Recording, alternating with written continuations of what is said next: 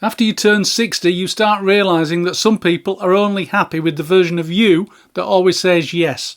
You know the one that always helps, always makes life easier for everyone else.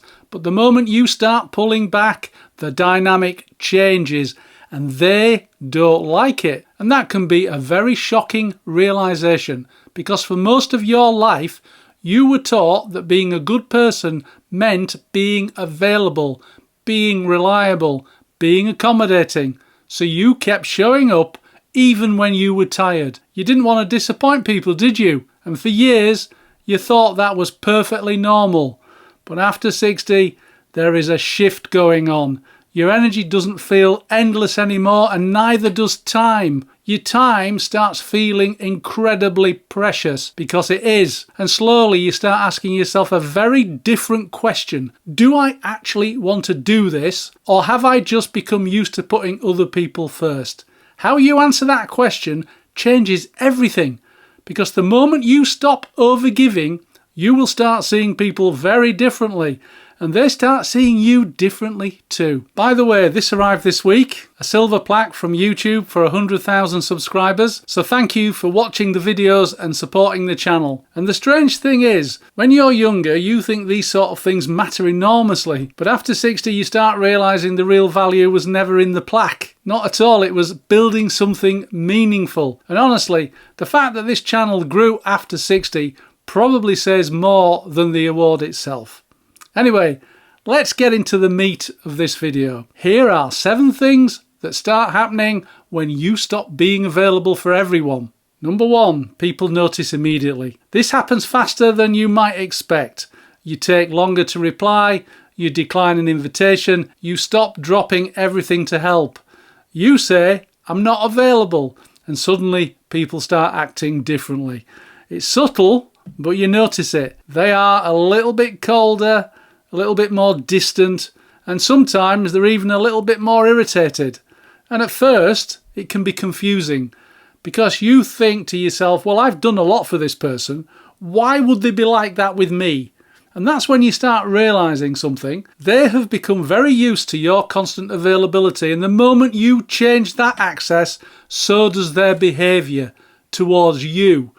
And that can be a hard thing to accept. Number 2, you realise how many relationships are completely one-sided. This one can be quite painful, because after 60, you start looking back at certain relationships more honestly. You notice who always called when they needed something, who expected you to make the effort, who took but rarely gave. And for years, you may not have even seen it, because you were too busy. You were working, you were raising a family, you were just keeping life moving. But once life slows down, the imbalance becomes harder to ignore. You start realising that some relationships only worked because you were doing most of the heavy lifting. Number 3, you stop explaining yourself. This is a big shift. When you're younger, you feel the need to explain everything. Why you can't come, why you're tired, why you need space, why you don't want to get involved. But after 60, you start realising that constantly explaining yourself is bloody exhausting. So instead, you just say no, or not this time. No need for long explanations without the guilt. And they don't like that at all, do they? Because they were used to having access to your time and having access to your energy and your attention all the time. But the older you get, the more you realise peace of mind is a lot more important than constant approval. Number 4, you become selective. After 60, you stop wanting lots of people around you. That's if you ever really did, and I know I didn't. But now you start wanting only the right people in your life. The real diamonds, not the fakes. And those are people who leave you feeling calmer, lighter, more like yourself. And you start noticing the difference between real diamonds and fakes. Fakes leave you drained. Diamonds leave you peaceful. And once you notice that, it can become very hard to ignore.